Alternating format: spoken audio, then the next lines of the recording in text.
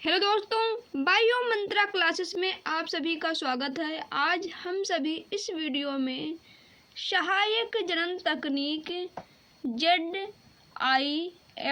के बारे में पढ़ेंगे, जिसका पूरा नाम जाइगोट इंट्रा फैलोपियन ट्रांसफ़र। इसे हिंदी में युग्मनज का अंतः फैलोपियन स्थानांतरण कहते हैं। यह तकनीक IVF और GIFT को मिलाकर बना है, जिसे ZIFT कहते हैं। IVF का कुछ प्रोसेस होगा और कुछ गिफ्ट का प्रोसेस होगा। दोनों प्रोसेस को मिलाकर बना है जिफ्ट। चलिए अब हम सभी डिटेल में स्टडी करते हैं जिफ्ट का। सबसे पहले हम सभी इसका नाम देखेंगे, युग्मनज का अंतः फैलोपियन स्थानांतरण।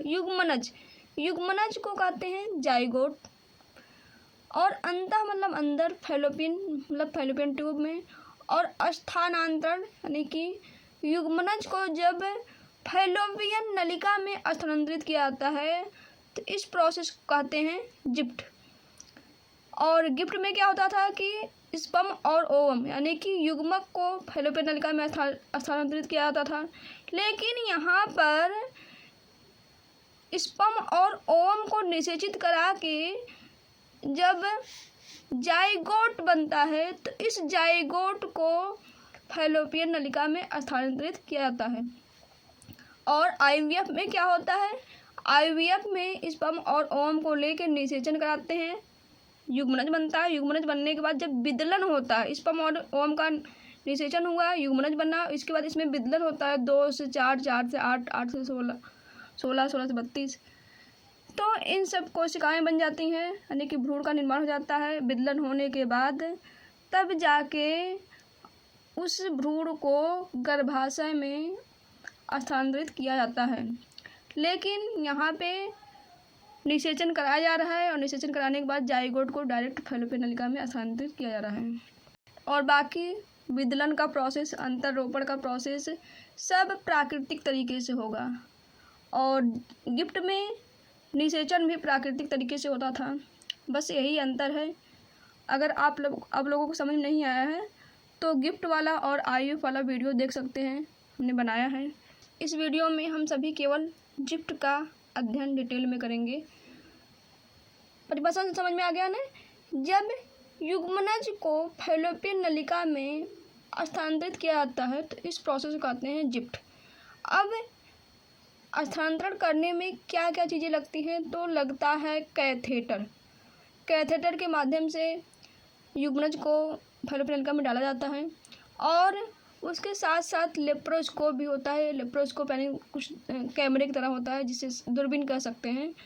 तो उसकी निगरानी में, यानी कि लेप्रोस्कोप की निगरानी में यह प्रोसेस होता है।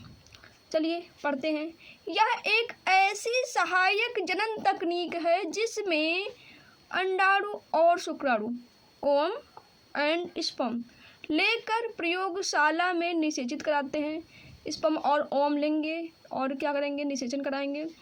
निषेचन कराने के बाद युग्मनज यानी कि जाइगोट को कैथेटर की सहायता से लेप्रोस्कोप की निगरानी में फैलोपियन ट्यूब में स्थानांतरित किया जाता है। किसको? जाइगोट को कैथेटर की सहायता से, कैथेटर की मदद से लेप्रोस्कोप की निगरानी में फैलोपियन नलिका में स्थानांतरित किया जाता है। समझ में आया? बहुत ही आसान है, थोड़ा सा दिमाग लगाना है, नाम से ही सारा परिभाषा क्लियर हो जा रहा है। बस थोड़ा सा कैथेटर का नाम याद करना होगा और लेप्रोस्कोप का। ठीक, स्ट्रक्चर में देखेंगे तो ए है ओवरी यानी कि अंडाशय, यहाँ से ओवम को लेते हैं और स्पर्म को लेते हैं, और यहाँ पे देख रहे हैं लैब में क्या किया जा रहा है, निषेचन कराया जाता है। निषेचन कराने के बाद फिर ए है कैथेटर। कैथेटर के माध्यम से जो जाइगोट है, यहाँ पे लिखा है फर्टिलाइज एग, यानी फर्टिलाइज एग का मतलब कि जाइगोट को फैलोपियन नलिका में स्थानांतरित किया जा रहा है। अब जिफ्ट का प्रोसेस देखेंगे, यानी कि जो जिफ्ट है उसकी प्रक्रिया देखेंगे। तो अंडाशय को उत्तेजित करना। अंडाशय को उत्तेजित करना है कि अंडाणु को परिपक्व करने के लिए। जब अंडाशय को उत्तेजित किया जाता है तो अंडाणु परिपक्व होते हैं और वो भी एक से अधिक अंडाणु परिपक्व होते हैं। फिर उस अंडाणु को प्राप्त करना यानी उस अंडाणु को कैच करना। अंडाणु को कैच करने के बाद शुक्राणु को भी लेकर वाश करके उसको भी तैयार करना। इसके बाद क्या आता है निषेचन। प्रयोगशाला में निषेचन कराया जाता है स्पर्म और ओवम का। निषेचन कराने के बाद युग्मनज यानी कि जाइगोट का स्थानांतरण किया जाता है। जाइगोट का स्थानांतरण कैथेटर की मदद से, किसकी मदद से? कैथेटर की मदद से किया जाता है। उसके बाद जब युग्मनज का स्थानांतरण हो जाता है तो उसके बाद की सारी प्रक्रिया प्राकृतिक तरीके से होगी, जैसे कि विदलन होगा, अंतरोपण होगा और बाकी जो भी प्रोसेस होगा सब प्राकृतिक तरीके से होता है। और ये हमने पहले बता दिया है कि आईवीएफ और गिफ्ट को मिलाकर जिफ्ट बनाया गया है। आईवीएफ, गिफ्ट, जिफ्ट और IUICSI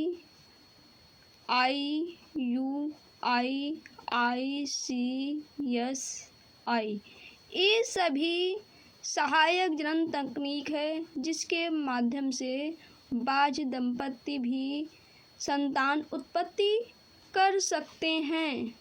बस आज के लिए इतना ही। स्क्रीनशॉट ले लीजिए और यदि चैनल पर नए हैं तो चैनल को सब्सक्राइब कीजिए, वीडियो को लाइक कीजिए, कमेंट कीजिए, शेयर कीजिए। वीडियो को पूरा देखने के लिए धन्यवाद।